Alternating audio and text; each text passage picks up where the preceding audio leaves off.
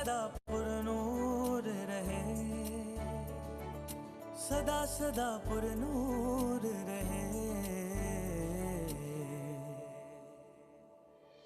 गुरु नानक देव विश्वविद्यालय, गुरु नानक देव विश्वविद्यालय। सदा सदा पुरनूर रहे, पुरनूर रहे, पुरनूर रहे। गुरु नानक देव विश्वविद्यालय। अनहत नाद बजे, आहत जलन बुझे, अमृत शब्द वरे, तन मन तीन हरे। सदा सदा पुरनूर रहे, पुरनूर रहे, पुरनूर रहे। गुरु नानक देव विश्वविद्यालय।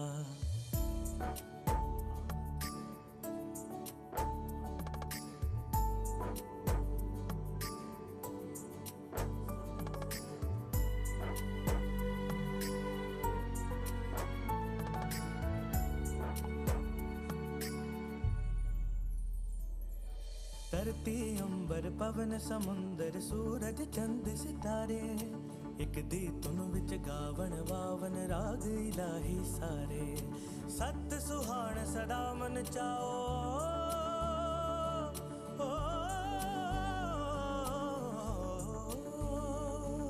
सत सुहान सदा मन चाओ। एह गुरवाक उजाला, सदा रहे परगास रूप। गुरु नानक देव विश्वविद्यालय, गुरु नानक देव विश्वविद्यालय।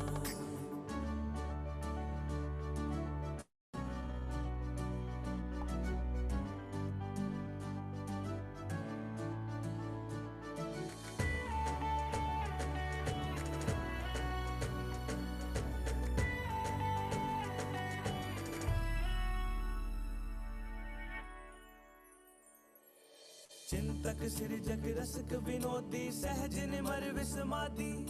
निर्मल निरभौ सच दा खोजी, विगसे आद जुगादी। रोशन हो वंडे रुशनाई,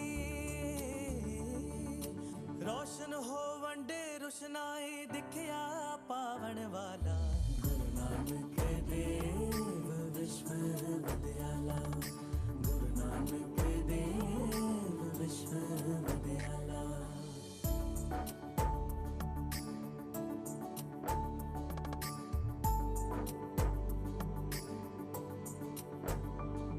जिथे मिलदी ओट ने ओटियां, पौंदे मान ने माणे।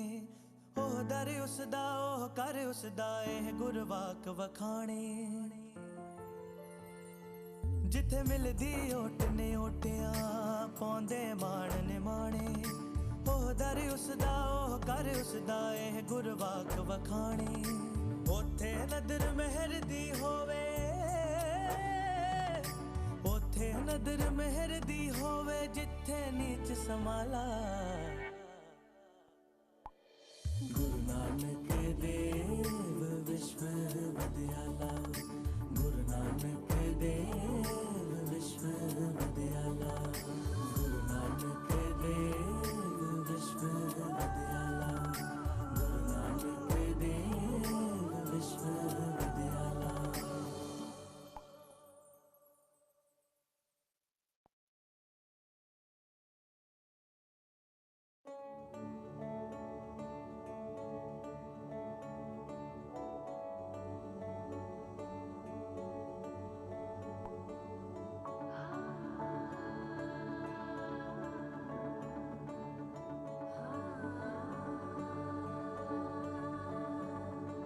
नानक नाम दा ताज इलाही, सीस सजावण वाला।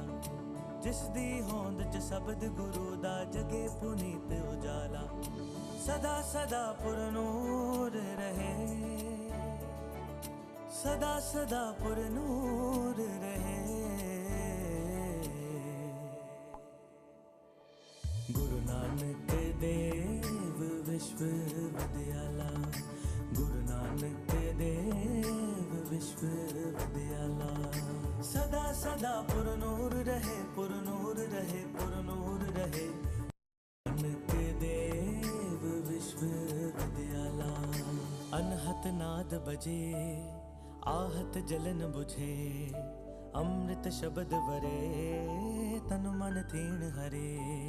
सदा सदा पुरनूर रहे, पुरनूर रहे, पुरनूर रहे, गुरु नानक देव विश्वविद्यालय।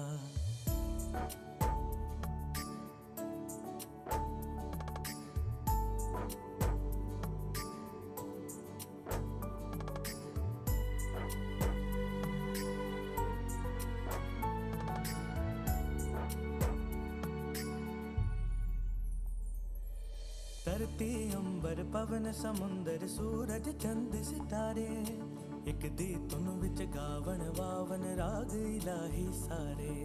सत सुहान सदा मन चाओ,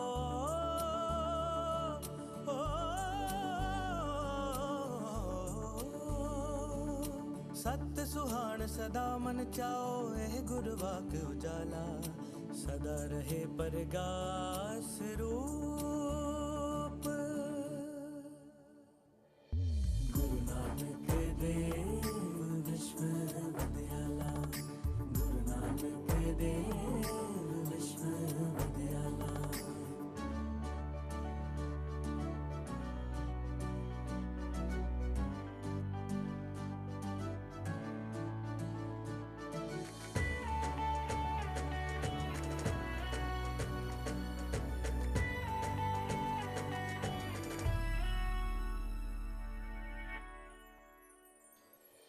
चिंतक सिरजक रसक विनोदी, सहज निमर विसमादी, निर्मल निरपौ सचदा खोजी, विगसे आद जुगादी। रोशन हो वंडे रुशनाई, रोशन हो वंडे रुशनाई, दिखया पावन वाला, गुरु नानक देव विश्वविद्यालय।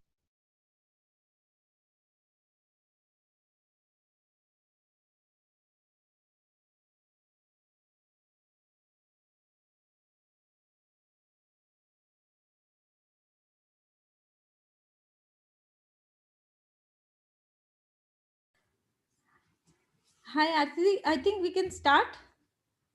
Okay, so I welcome you all, and I am really grateful for those who have joined us today. It's exclusively an event for females today. We are going to talk about mental health and gender. So it's a socio-culture perspective, and I'm very happy to have our speaker for today, Nigat Gandhi, and I welcome you, ma'am.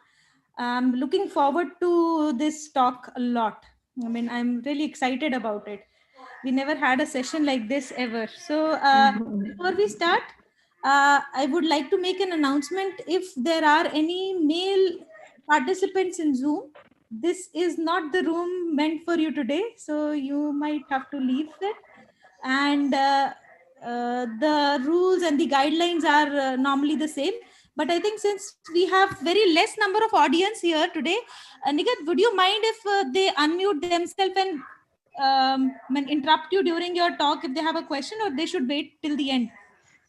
I prefer that we wait till the end. They can keep putting questions in the chat box, and then we have like half an hour at the end where we can just have discussion. So Great. That's great. So those who have questions, they can put up their questions in the chat box, and maybe at the end of the talk, they can raise hand. Try not unmuting yourself, and it's better to raise hand, and then I can call the names one by one. It reduces the chaos. So before we start, I would request Dr. Aarti to kindly introduce our speaker for the day. Aarti ji, unmute. Yes. Okay. Good evening, everyone. It's a pleasure to welcome our today's speaker, Nigat Gandhi. Nigat Gandhi is a mental health counselor with extensive experience working with children, adolescents, and families. She received both her master's in counseling psychology and a diploma in women's studies from University of Wisconsin. Her master's thesis was published as book by Yoda Press Delhi titled What I Am Today, I Won't Remain Tomorrow. Conversations with Survivors of Abuse. She is also author of Ghalib at Dusk and Other Stories, Alternative Realities, and Waiting. So, without any further delay, it's over to you, Nikhil. Okay, thank you, Aarti, and thank you for inviting me to this forum. It's my pleasure really to talk about a very challenging and difficult, actually, topic. And so I think Bindya is going to do the slides for us, right? Yes, she will You can take care go of to the that. person. I'll, All I'll right, okay. Okay, thank you. So let's start. Why we are calling this gender and mental health talk from a socio-cultural perspective. There is a reason for that, and let's look at the first slide. moment. I'll just share this slides. Yes, Because yes. I need to admit people also. That might be a little distracting. You'll see. Okay. People trying to enter. Just a moment. Yeah, okay. Should we wait a couple of minutes if people are joining? That can be done. Yeah, or maybe Aarti Didi, if you can share this PPT, because it didn't occur to me that I'll be admitting people, or I can. I can admit people. Yeah, that will be great then. So Yeah, you leave that. I will keep track of that.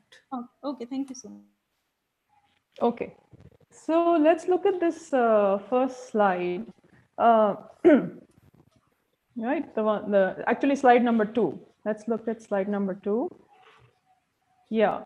So look at health. Health is in the center, and we cannot separate mental health from physical health. Obviously, if we don't have a fit and healthy body, our mind is also affected. But then what are the other factors that affect our health? Now, I'm not separating mental from physical health here. Okay. So there are psychological factors, social factors, spiritual factors, and our physical ability, disability, the state of our health, all of these things combine, all these factors combine to um, affect our mental health and our physical health. And then look at the left side of the slide, and you have all these other factors. For instance, in the pandemic, when we had the migrant labor crisis, with so many thousands, hundreds of thousands of people walking and losing their jobs, their residence, and so on. So you can imagine the state of both their physical health and their mental health. So poverty, hunger, low wages, unemployment, all of these things, these are social factors, and they do definitely have a very serious effect on our mental well-being. And then comes other factors like domestic violence. So by some estimate, 2/3 of Indian women, that's like 2 out of 3 women in average, has experienced some kind of domestic violence. Domestic violence आप लोग समझ रहे हैं ना, घरेलू हिंसा. फिर हम देखते हैं wars हो गए, global conflicts, forced migration, जैसे मैंने example दिया कि either because of work you are leaving your village, people are leaving small towns and villages to migrate to metros where their living conditions may be very hard, and that creates stress. Then we look at other factors like sexual abuse, especially childhood sexual abuse, rape, other stressful factors like overwork. A lot of people are working, especially women. Since we are talking about gender and mental health, why have we chosen to talk about women's mental health especially? Because a lot of women are facing overwork in the sense कि वो घर से बाहर भी काम कर रही हैं, फिर घर आके घर का काम, बच्चों का काम, जो बड़े बूढ़े हैं जिनका केयर वर्क करना है वो काम, तो उससे ओवरवर्क रहती हैं बहुत सारी महिलाएं, और उससे स्ट्रेस बढ़ता है. फिर आप क्लाइमेट चेंज को ले लीजिए. क्लाइमेट चेंज से मेरा मतलब है कि things like sudden flooding, a lot of cyclones and storms that are uprooting people in coastal areas, and this is going to happen more and more as we are going through climate change.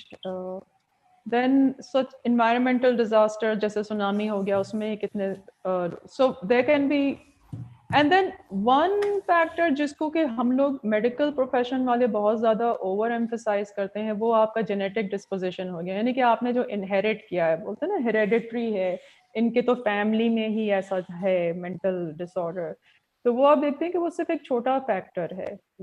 ज़्यादातर जो चीज़ें हमारी mental health को affect करती हैं, those are all these factors which are the social and cultural factors. Okay, so I hope you're getting an understanding that mental health is not just biological or medical or genetic, but it is determined by a host of social and cultural factors that affect our mental health. Could we go to slide number 3, please? Okay, so there is an interaction, as I said, between all these factors. अब आपके पास अगर financial problems हैं, आपके पास या तो job नहीं है, पैसे नहीं हैं, या बहुत कम पैसे वाली आपकी नौकरी है, तनख्वाह बहुत कम है, उसमें आपका बड़ा परिवार है एंड ऑल दैट, तो आपके ऊपर स्ट्रेस तो बढ़ेगा ना। और ये देखिए मैंने वर्ड जो यूज़ किया है यहाँ पे, I have written what causes mental distress, I have not said illness. Why have not use the word illness? क्योंकि इलनेस का मतलब बीमारी होती है, और बीमारी से हमारा मतलब ये होता है कि there is something wrong inside me, मेरे अंदर शरीर में या दिमाग में कोई प्रॉब्लम है जिसके कारण मुझे एक इलनेस हो रहा है। तो वो रिस्पॉन्सिबिलिटी जो वो पूरा का पूरा जो है इंडिविजुअल पे आ जाती है कि भाई आपको बीमारी है तो आप दवा खाएंगे या कुछ करेंगे तो फिर ठीक हो जाएंगे, आपका स्वास्थ्य ठीक हो जाएगा। पर when we talk about distress, इसमें जो वर्ड है इंपॉर्टेंट वो स्ट्रेस है। एक तो स्ट्रेस अच्छा स्ट्रेस होता है जिसको पॉजिटिव स्ट्रेस हम लोग बोलते हैं, जैसे कि आपका कोई प्रोजेक्ट कंप्लीट करना है तो ऑब्वियसली उसके कारण आपको थोड़ा सा स्ट्रेस तो रहेगा, but that's a positive adaptive stress because it forces you, kind of compels you to complete your project and do your work. When it becomes distress, which means it's a negative form of stress, when that happens, what happens that you feel your capacity to cope with the situation is just being strained. It is, the situation is so unfair, it is so negative that you can't cope with it. Then it becomes distress. That's what we call distress. So when we look at things like financial problems, या इसको देखिए, environment को देखिए, आप किस environment में रहते हैं? आप environment doesn't just mean कि आपका घर, but what, for instance, your city or your मोहल्ला neighborhood, वो safe है क्या? वहाँ do you feel safe? बाहर निकलने में, suppose you walking to your college or to your workplace, and you are teased or harassed on the way to that. So is that a safe environment? Is that a safe environment? Is also very much linked to culture, right? A culture that जिसमें कि the men feel that it's okay to harass women, या लड़के ऐसा feel करते हैं कि इसमें क्या बड़ी बात है, या you know, so that's part of environment and culture are very much related. But if you're living in an environment which is not safe, where you feel constant fear or या आपको violence या fear का डर लगा रहता है, तो obviously it's going to affect your mental health. Now, family history is only just one factor. Okay, maybe there's a family history of, say, genetic problem with regard to mental health, and those are very few, like psychotic disorders, जिसके बारे में हम बात करेंगे बाद में, bipolar disorder हो गया, schizophrenia हो गया, इसके जो है biological family history होती है, जो कि but the family history here also means social family history. Like if there's a family history of violence, आपके परिवार में आपने, while you were growing up or something, you have seen that there is violence in the family, that is definitely going to affect your mental state of distress as when you grow up. Hereditary and genetic factors मैंने बोला, discuss कर चुके हैं, और trauma and violence and abuse भी हमने discuss किया. So you can see that there is a dynamic interaction between all these factors. And the more of these factors that are prevalent in your life, the more distress you're going to feel. And what happens is that very often women, especially, they face a lot of this trauma, abuse, the unsafe environments, and if financial problems. On the whole, women are definitely much poorer than men by comparison. When you compare all of women compared to all of men. Okay, so I hope you're getting a sense of how these factors impact our mental state. Okay, so now we can go to slide 4. So here I want to talk about depression. Sorry, there's a spelling mistake in depression. I put three S's. There should only be two S's. I just saw that. It is the biggest contributor now. It has become the biggest contributor to global disability. So WHO, World Health Organization, says that now world over, not just here, world over, there are more people who are suffering from depression than any other disease in the world. This is really shocking. How has this happened? Okay, and between 2005 and 2015, यानी पिछले 15 सालों में ये जो depression rate है globally ये 18% बढ़ता ही जा रहा है. आज से 10 साल पहले it was not the single most topmost disease in the world, but now it has become that.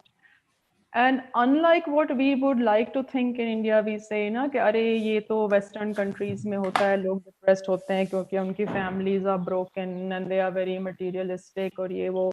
हमारे यहाँ तो Indian families है, हमारा culture ऐसा है कि हमारे यहाँ ये सब नहीं. तो आप देखिए इसका statistic, 80% of the burden of depression कहाँ है? Developing countries में है, which of course includes India.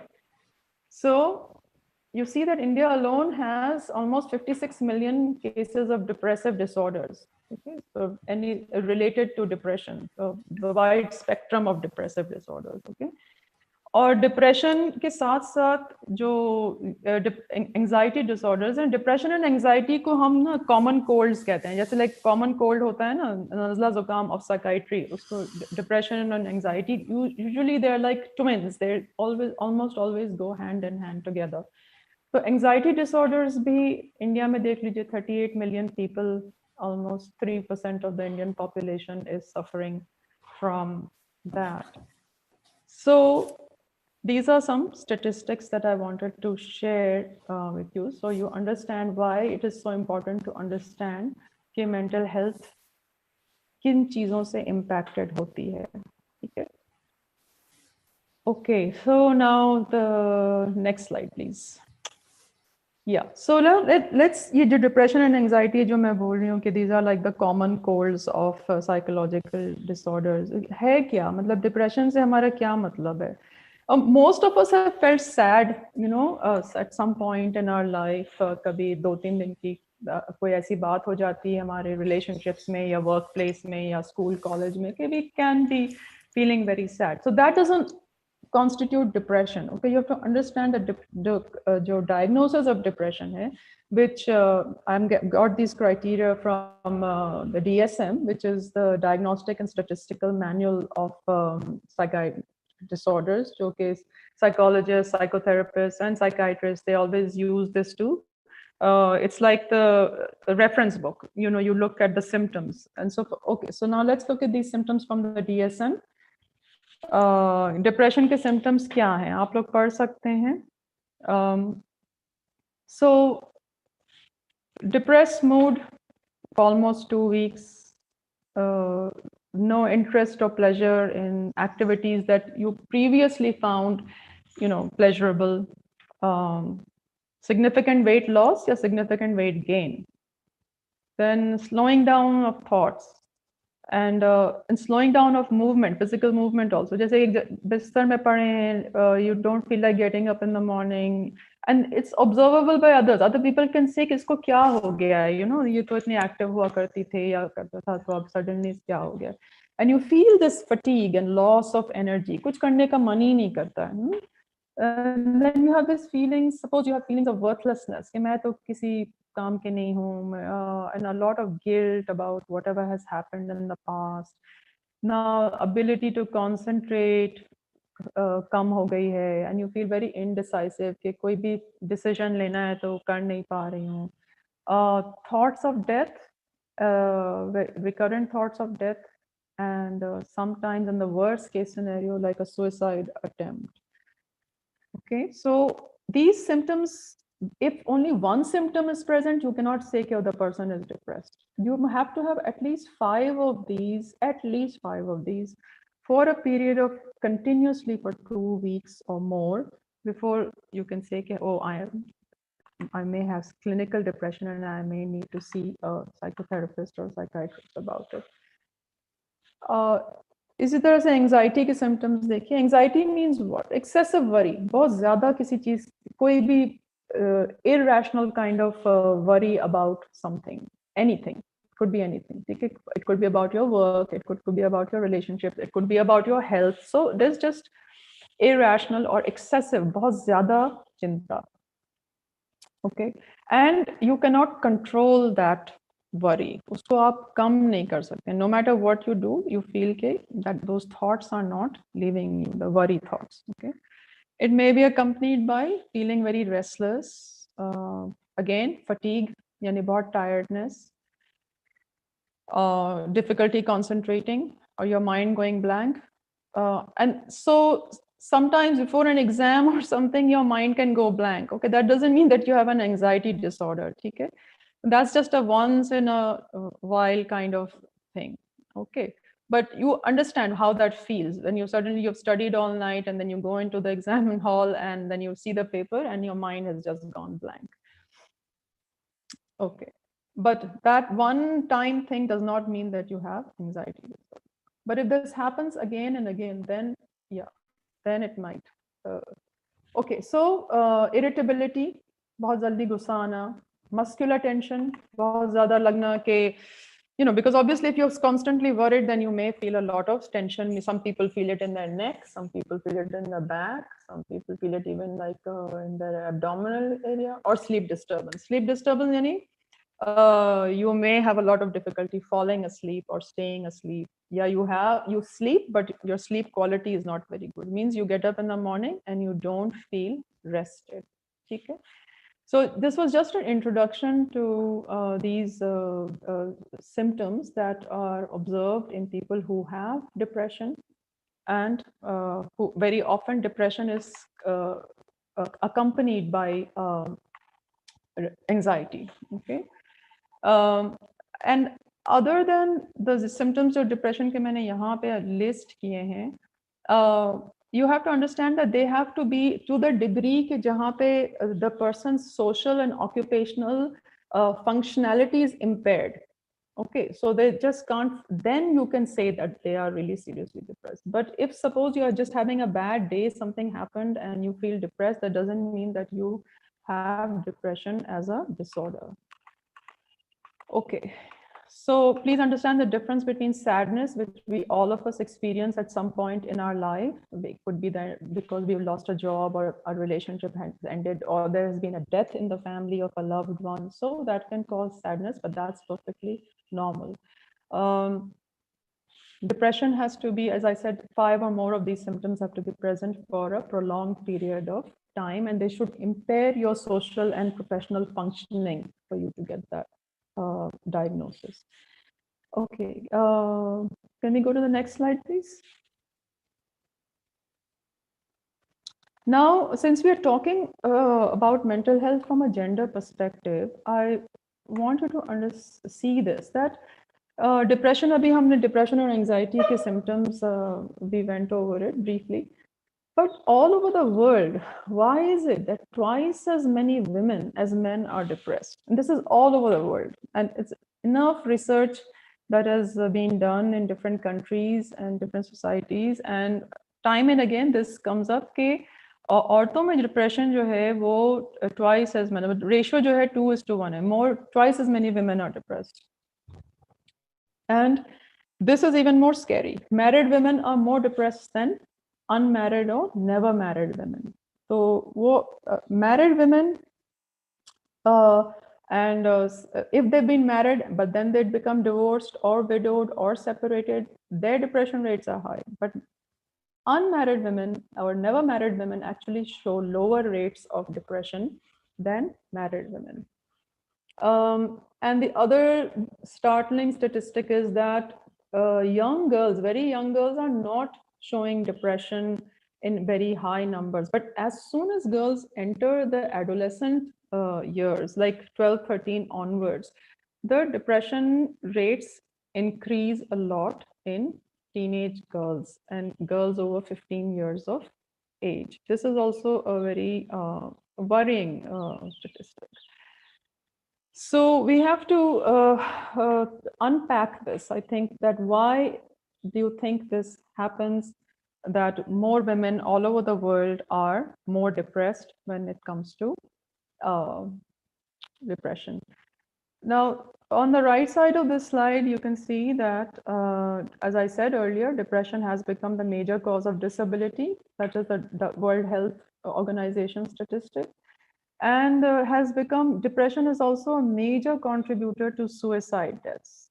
There's like 800,000 people, that's 8 lakh people a year, who die by suicide, who take their own lives, and vast majority of them are depressed. The COVID pandemic has killed more than 1 million people.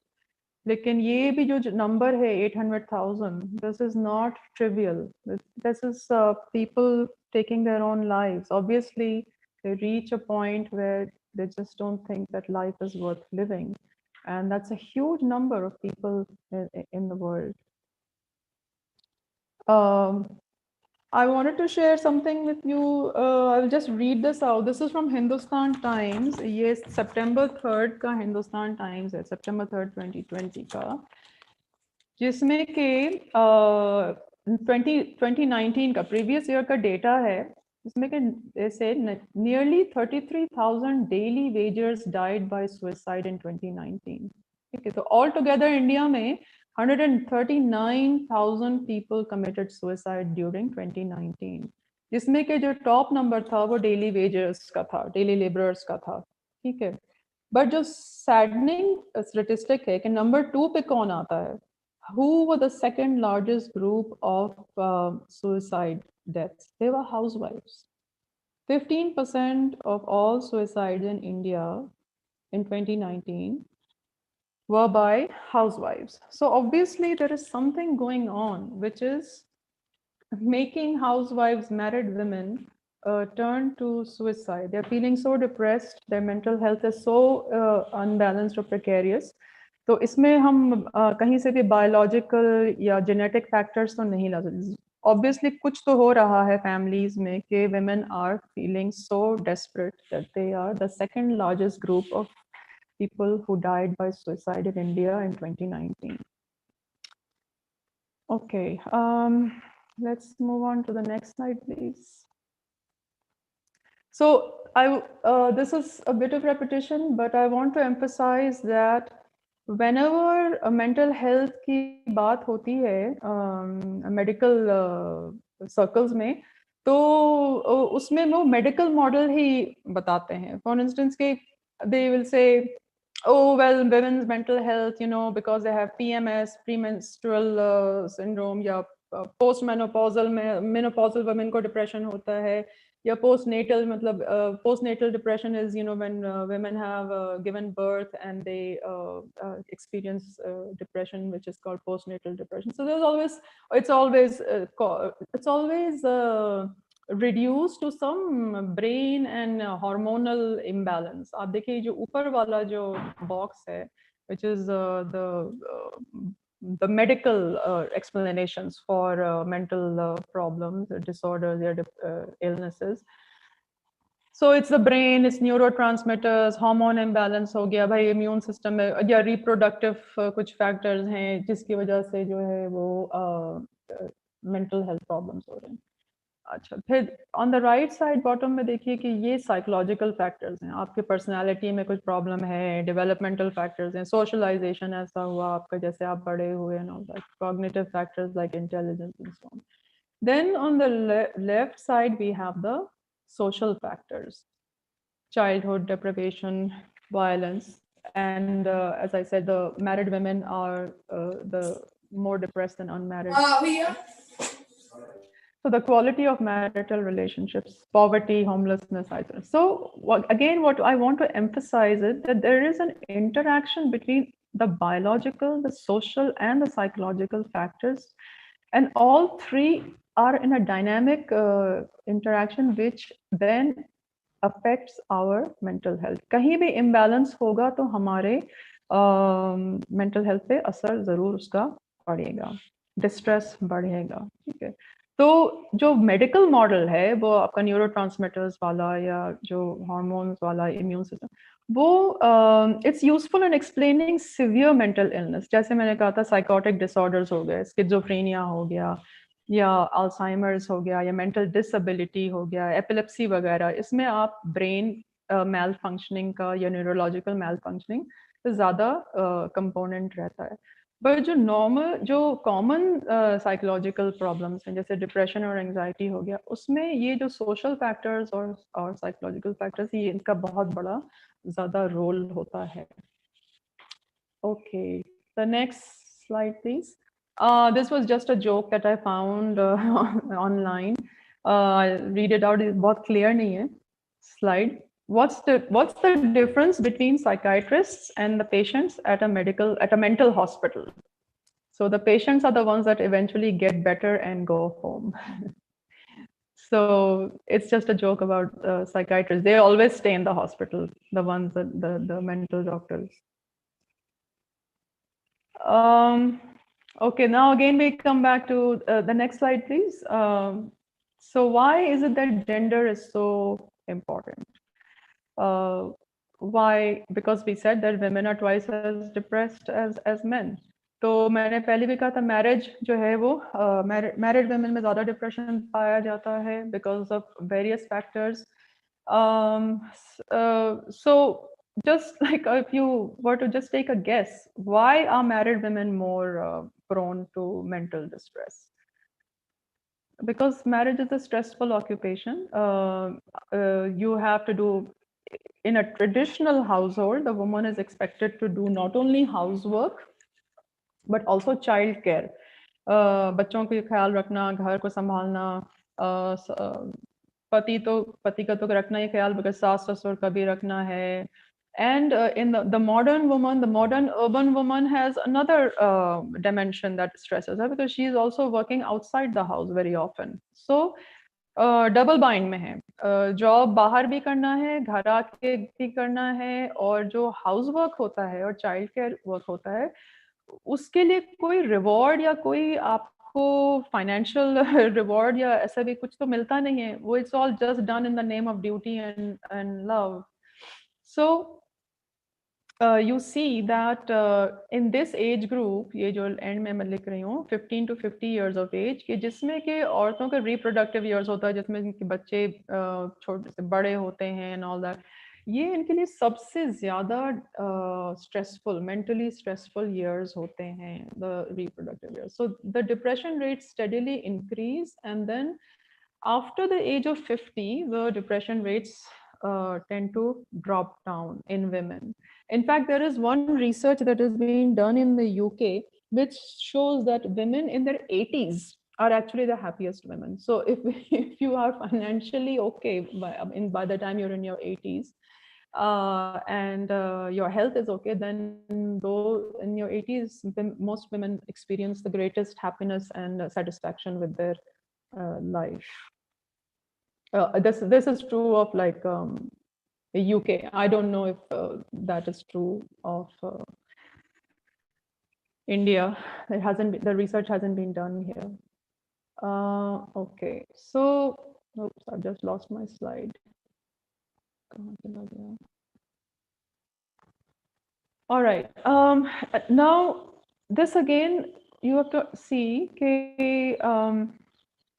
suicide risk is much higher among women who experience domestic violence and women who have undergone rape. उनमें suicide rates बढ़ जाती हैं obviously, क्योंकि जो पूरा social cultural हमारा जो atmosphere है वो ऐसा है कि जो औरत रेप हो जाती है उसी को blame किया जाता है. और battered women, यानी women who are experiencing domestic violence, again they are either told to hide, they themselves hide this phenomenon, or they try to cover it up, or they feel like they have no choice. तो जाएंगी तो कहाँ जाएंगी, क्या करेंगी, बच्चों को लेके नहीं जा सकती, छोड़ के नहीं जा सकती. यूजुअली जो पेरेंटल होम है, जो उनका मायका है, वहाँ पर उनको यही बोला जाता है कि भाई अब तुम्हारी शादी हुई तुम एडजस्ट करो and so on. So suicide risk, 90% of suicide attempts are made by women less than 30 years of age. So 9 out of 10 women who are dying by suicide are less than 30 years of age, which then again correlates to the data which I read out from the Hindustan Times article, where housewives were the second largest number of people who took their life in 2019 in India. Okay. Let's go to the next slide.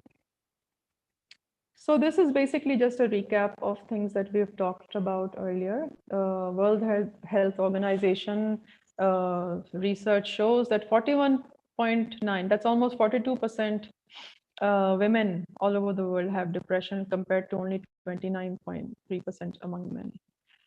Other factors which affect women's mental distress, आप भी देखिए 80% लोग जो हैं of the people who are affected by civil wars, disaster, displacement, any kind of conflict are women and children. They are the ones who are just left, to take care of themselves when there are these major disasters in any kind of war. War, may you think that it's only the soldiers who get killed, but actually it's the civilian population that suffers the most, and women and children suffer the most. Lifetime violence, lifetime.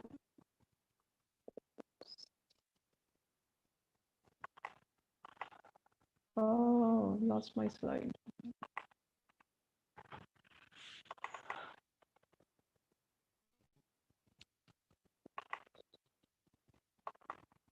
Vindhya, can I have your slide? I can't see my own. I'm sharing it on the screen. Can you see the screen? Yeah, I can't get.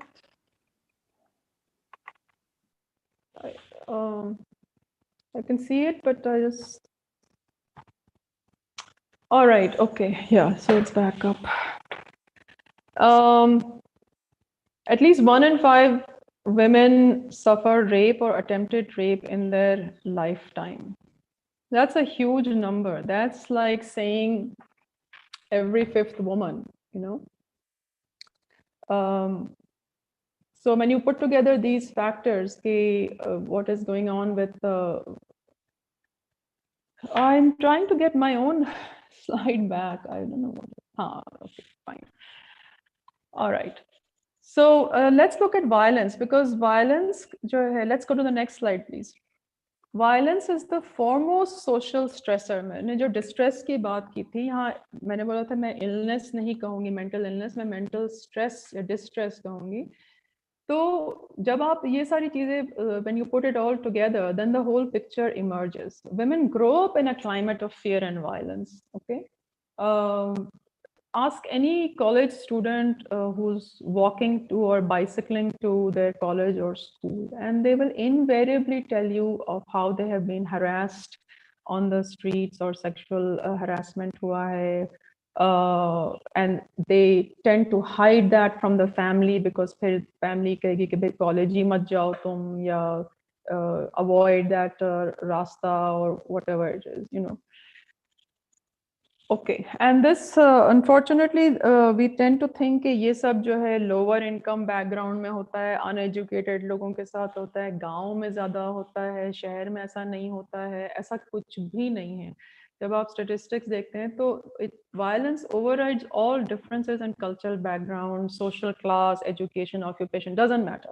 Most women, even women my age, even I am afraid to go out of my house after dark. Now, why is that? Because there's obviously at the back of my mind some threat of a fear of something might happen. It's not safe. I don't feel safe going out. And I'm sure that this is a common experience shared by vast majority of women.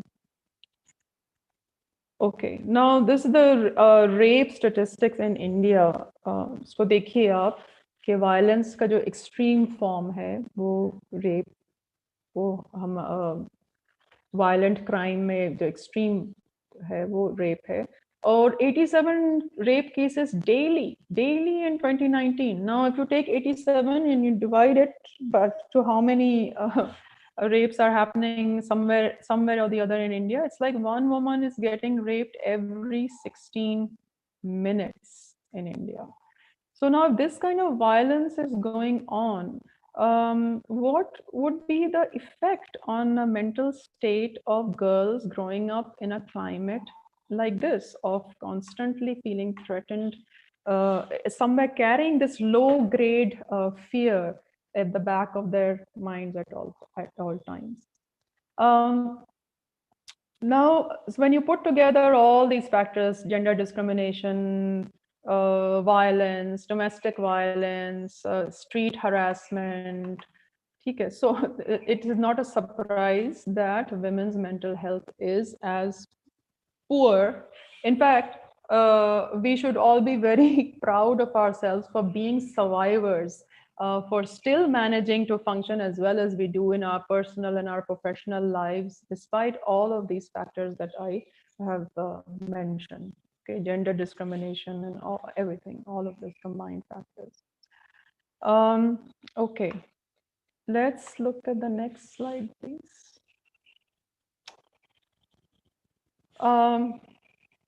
Oh, sorry, I wanted to share with you. Now, you might think that, oh, things are just bad in India and, European and countries, yeah, America, Canada, वगैरह में situation must be much, much better. वहाँ तो औरतों के साथ ऐसा नहीं होता होगा. But these are very sobering statistics. I just want to share this with you. 44% women have been subjected to rape or attempted rape in the UK. And this is, I got this out of a book, which I've listed in the reference section at the end of this presentation. 21% women are battered, means beaten, in marital relationships in the UK. So this is UK statistics. And 15 to 22% women get raped at some point in their lifetime in the USA. So it's not like things are very rosy for women elsewhere. No wonder that we have this statistic that women's mental health is much more compromised than that of men. And जब हम rape की बात करते हैं ना, तो वो मुझे ऐसा लगता है कि भी से कि अरे कुछ महिलाओं के साथ होता है, कुछ औरतों के साथ होता है. Every woman doesn't get raped and all that. But when you think of rape as on a violence continuum, एक spectrum है violence का, ठीक है? वो start होता है like talking and thinking about women as sexual objects. Okay, and this, unfortunately, this mindset comes into our boys at a very early age, and earlier now in the era of mobile phones and easy access to pornography. So thinking about women as sexual objects, cracking like these sexist and rapist jokes. No? This is what we mean by living in a rape culture. What is a rape culture? It is a belief, a set of beliefs कि male sexual aggression है जो और violence है against women, it is normalised. मतलब ये तो होगा ही, बॉयज विल बी बॉयज, वो तो ऐसा करेंगे ही. अब ये तो हम लड़कियों का काम है कि वो अपने आप को बचाएं और अपने आप को to protect themselves. But this is a very skewed way of looking at things. Okay, so I was talking about this continuum, the rape spectrum. ठीक है, objectification, मैंने बोला women's body parts को, thinking of women's body parts as objects, not, so whenever you think of some person, only one part of their body, whether it is their breasts or whether it is their legs or whatever, it's very easy to get to the point where you can actually commit violence against them because you don't think of them as a person, you have dehumanized them. Okay, verbal harassment, ये तो हम सब ने ही face किया है. रास्ते में comments pass कर रहे हैं, विसल कर रहे हैं, and not hearing a woman when she says no. When a woman, even if she is in a relationship with a guy, but if she says no to something, that means no. But very often औरतों की no जो है वो सुनी ही नहीं जाती, इसलिए उनको 200% no बोलना पड़ता है. 100% तो सुनना नहीं जाता. Date rapes are also increasing in India, where you get your date, a woman, drunk or put some drug in her drink so that then she is almost semi-unconscious and then can be raped. Harassment, sexual harassment at the workplace, very common, है ना? Job में आपका जो senior है manager, वो उसको कुछ favours चाहिए, आप को उस तरह से harassment या some professor, male professor is harassing you and your grade or your whatever depends on that in the course that the person is teaching. Sexual harassment in the workplace is called. And all of these things that are very commonplace in the lives of most women is part of the rape culture. फिर जब कोई rape होता है तो हम लोग इतने shocked हो जाते हैं कि अरे ये कैसे हो गया. Well, कैसे नहीं होगा, because we are, all of these things are very much normalized and prevalent in society. Can you go to the next slide, please? Okay, so here the reason I put this picture in, that look at this objectification. The woman's body is being used to sell just about anything. Like advertising the use of women's bodies, you know that, right? Anything. You want to sell a car, even a packet of cigarettes, anything. Use a woman's body for that. So what does this do? Could we go to the next slide, please? When there is the role of what is the media doing? It is really increasing the level of women's distress, mental distress. औरतों का बढ़ा रही है media. इसलिए कि when you look at the research, the objectification of women, especially sexual objectification of women in advertising है. आप video games ले लीजिए, movies ले लीजिए, कुछ भी, कोई भी media ले लीजिए. उसमें किस तरह की mental health problems जो है especially younger women में आ रहे हैं. Eating disorders.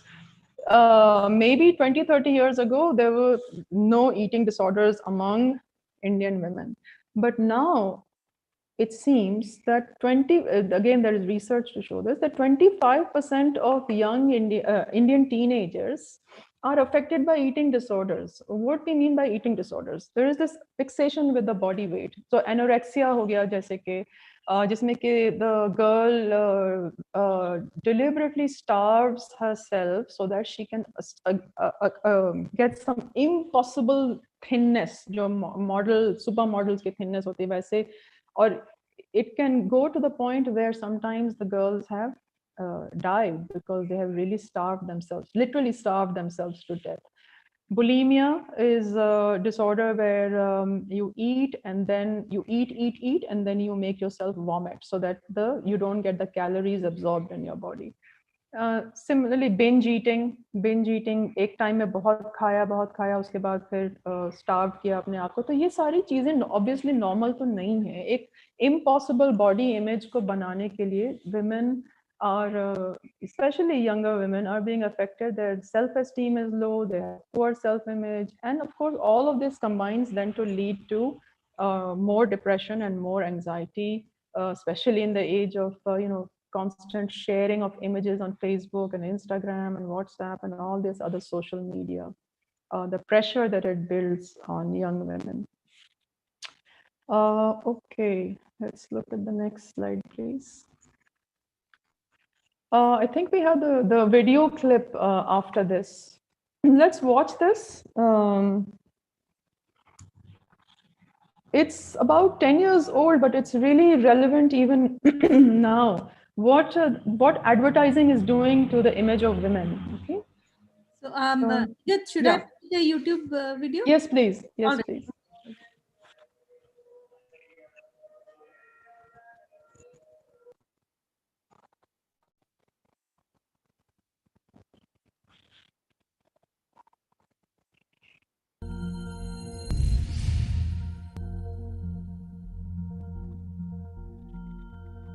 Sometimes people say to me, "You've been talking about this for 40 years. Have things gotten any better?" And actually, I have to say, really, they've gotten worse. Ads sell more than products. They sell values, they sell images, they sell concepts of love and sexuality, of success, and perhaps most important, of normalcy. To a great extent, they tell us who we are and who we should be. Well, what does advertising tell us about women? It tells us, as it always has, that what's most important is how we look. So the first thing the advertisers do is surround us with the image of ideal female beauty. Women learn from a very early age that we must spend enormous amounts of time, energy, and above all, money, striving to achieve this look, and feeling ashamed and guilty when we fail. And failure is inevitable because the ideal is based on absolute flawlessness. She never has any lines or wrinkles. She certainly has no scars or blemishes. Indeed, she has no pores. And the most important aspect of this flawlessness is that it cannot be achieved. No one looks like this, including her. And this is the truth. No one looks like this. The supermodel Cindy Crawford once said, "I wish I looked like Cindy Crawford." She doesn't, she couldn't, because this is a look that's been created for years through airbrushing and cosmetics, but these days it's done through the magic of computer retouching. Keira Knightley is given a bigger bust. Jessica Alba is made smaller. Kelly Clarkson, well, this isn't interesting. It says slim down your way, but she in fact slimmed down the Photoshop way. You almost never see a photograph of a woman considered beautiful that hasn't been photoshopped. We all grow up in a culture in which women's bodies are constantly turned into things, into objects. Here she's become the bottle of Michelob. In this ad, she becomes part of a video game. And this is everywhere, in all kinds of advertising. Women's bodies turned into things, into objects. Now, of course, this affects female self-esteem. It also does something even more insidious. It creates a climate in which there's widespread violence against women. I'm not at all saying that an ad like this directly causes violence. It's not that simple. But turning a human being into a thing is almost always the first step toward justifying violence against that person. We see this with racism. We see it with homophobia. We see it with terrorism. It's always the same process. The person is dehumanized, and violence then becomes inevitable. And that step is already and constantly taken with women. Women's bodies are dismembered in ads, hacked apart. Just one part of the body is focused upon, which of course is the most dehumanizing thing you could do to someone. Everywhere we look, women's bodies turned into things and often just parts of things.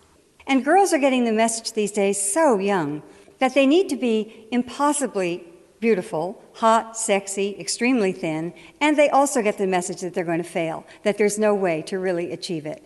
Girls tend to feel fine about themselves when they're 8, 9, 10 years old, but they hit adolescence and they hit a wall. And certainly part of this wall is this terrible emphasis on physical perfection. So no wonder we have an epidemic of eating disorders in our country and increasingly throughout the world. I've been talking about this for a very long time, and I keep thinking that the models can't get any thinner, but they do. They get thinner and thinner and thinner. This is Anna Carolina Reston, who died a year ago of anorexia, weighing 88 pounds. And at the time, she was still modeling. So the models literally cannot get any thinner. So Photoshop is brought to the rescue. There are exceptions, however. Kate Winslet has been outspoken about her refusal to allow Hollywood to dictate her weight. When British GQ magazine published this photograph of Winslet, which was digitally enhanced to make her look dramatically thinner, she issued a statement that the alterations were made without her consent. And she said, "I don't look like that, and more importantly, I don't desire to look like that. I can tell you that they've reduced the size of my legs by about a third." Bless her heart.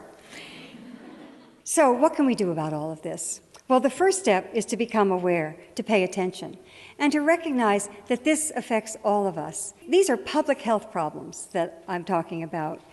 The obsession with thinness is a public health problem. The tyranny of the ideal image of beauty, violence against women, these are all public health problems that affect us all. And public health problems can only be solved by changing the environment.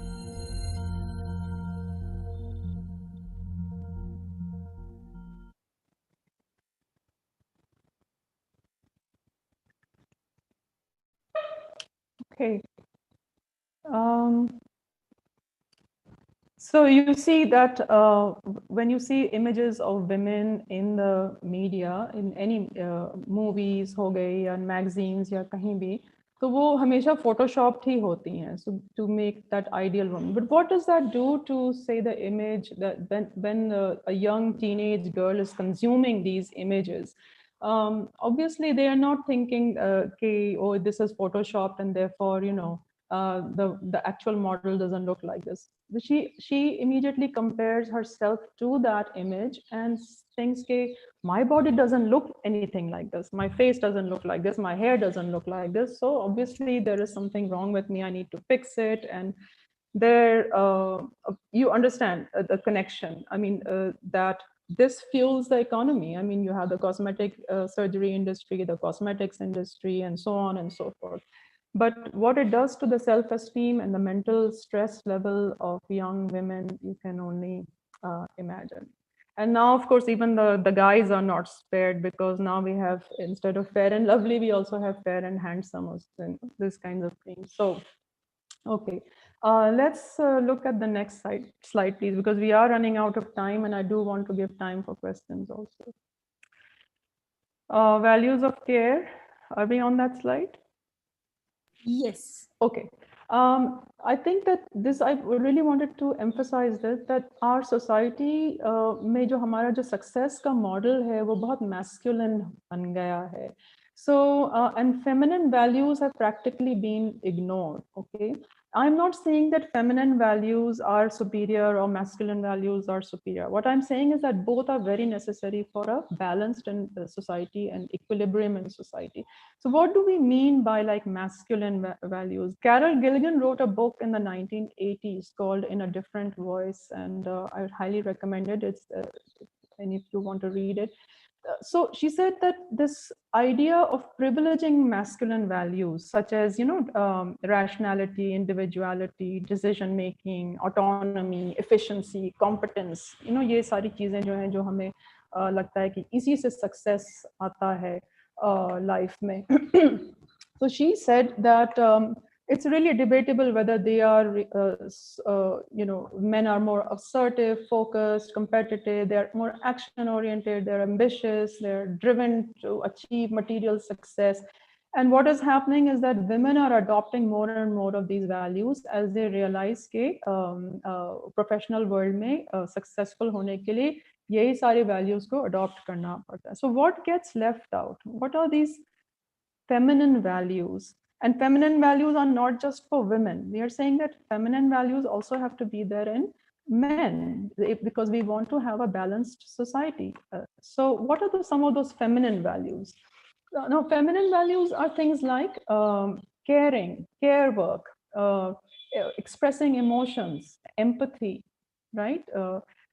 Taking care of children, the elderly, and so these values have been undervalued, or they have even been devalued. Why? Because mostly this kind of work has been done by women and has been done by women for free. So what Gilligan was saying way back in the 80s, that unless we have a balance of the masculine values and the feminine values, we are going to have a very skewed society, which is what we are seeing, that feminine values women में तो हैं, लेकिन मर्दों में नहीं आ रही हैं. And what women are doing in order to succeed in a patriarchal world is to adopt more and more of the masculine values. So who is then going to, the question arises then, if everybody, in order to achieve this impossible ideal of material success, becomes or adopts masculine values, who is going to do the care work? Who is going to provide the empathy? Who is going to do the relationship-oriented work? Who is going to express and understand emotions? So these are these are questions, and I don't have the quick answer for it, but I would like you to stay with these questions, because this is really going to determine how the overall mental health of the planet is in the coming years. Okay, let's go to how are we doing for time? Nimya, I mean, I think I don't mind if you have no problems. If you don't have prior commitments somewhere else, we can exceed. No, okay, we can exceed for about, I'll try to wrap it up in the next 5-10 minutes so that we have time for questions. Yeah, okay. that will be okay. All right, let's go to the next slide. Now, I want you to do the self-assessment, for your own relationships. And this is not just about romantic relationships, okay?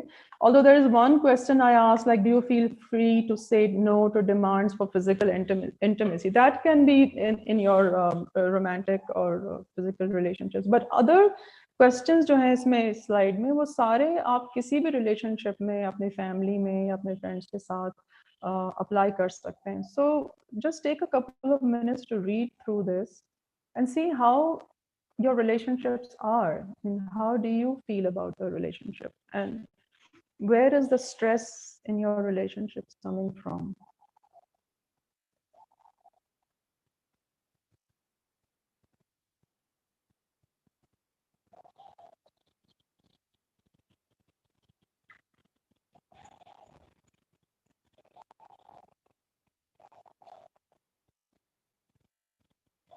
So we can take this up in the discussion time. I feel that a lot of women suffer a lot of distress because they don't feel safe in their relationships, whether it's a relationship with their family members or with their husband or partner or boyfriend. They don't feel as if they can always make their own decisions. They don't feel even free to end the relationship if they feel that ये relationship अब मेरे लिए नहीं काम कर रहा है. But there are so many factors that keep them trapped in the bad relationship, and therefore obviously the level of stress increases. Now those factors could be economic, कि उनके पास कोई और रास्ता नहीं है, कोई option नहीं, or it could be cultural, or it could be family pressure, any of those things. Okay? So they don't very often have a say in the things they don't want to do. They feel compelled to do because they have to keep that relationship going. So you can see how these things add up to levels of stress in women. The next slide is, I'll go over it kind of quickly. What it is basically it is a stress inventory. कि आप अपने life में पिछले साल में इतने सारे जो आपके maybe events हुए हैं, उसको देखिए. For instance, if this is not everything is not going to be true in everybody's case, but suppose you had trouble with your boss or say your professor, so उसका stress value जो है 23 है, ठीक है. Now, suppose you had this problem like twice in the last year. So you will multiply 23 by 2 and you will get your score of 46. Okay. The funny thing is, look at marriage, how stressful marriage is. 501 usko assign kiya gaya hai stress, right? Obviously, in the past year, you couldn't have gotten married twice, even if. So 501 is what you would assign as the stress factor. Divorce जो है वो बहुत कम है उससे. देखिए उसका stress factor जो है सिर्फ 73 दिया गया है. Retirement is also stressful, तो वो जो है 45 है. Death of a close family member 63. Okay, so if you want to kind of give a number to your stress, you can go through this inventory and see कि कौन-कौन सी चीजें आपकी life में in the past year have been true and how many times that has happened. And then you put your score in the score column and then you tally it up at the end, so that when you start feeling as if, there's something wrong with me, what is wrong with me? Why is it that I'm feeling so stressed? Well, what has changed in your life in the past year or so? That will determine how you're doing with stress or distress rather. Okay. I think I'm going to end here because it's going to get kind of long. Let's look at slide number 24. That's the last slide. Mental health is not a destination. And then we will open it up to question and answers. Yeah, I'm at the end of the slide now. Okay.